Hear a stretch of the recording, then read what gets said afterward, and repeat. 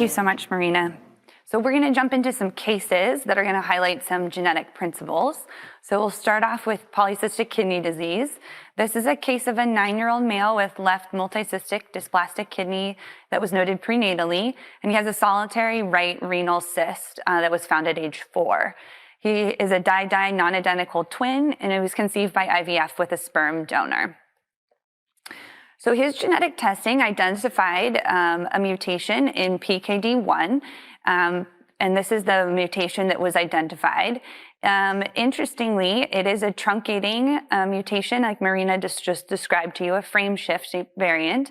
But something a little bit different about this is that it's only present in 20 to 25% of the cells that were tested on this blood sample. So we call this mosaic, meaning that it doesn't affect every cell in the blood that was tested, but only about a fourth of it showed this specific change.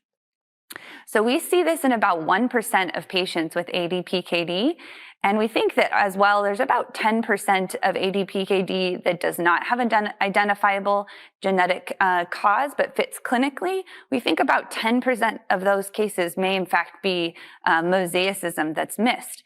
And that's challenging because we do not look at every cell in the body. So when we take a sample of the blood, we're getting only a small piece of what's actually going on in the rest of the body. And it may be possible that there are changes in the genetic code located just in specific tissue types, such as the kidneys.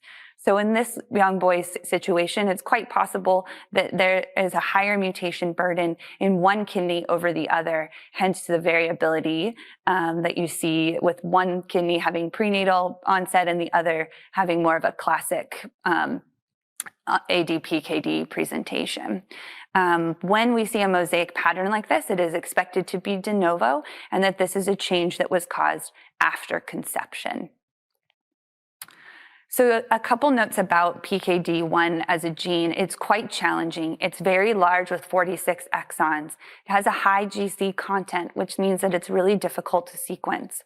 There are 6 pseudogenes that are about 98% the same as the gene you're actually supposed to be looking at, and it's on the same chromosome. So as you can imagine, it's really challenging to sort out what is the pseudogene and what is the actual gene of interest.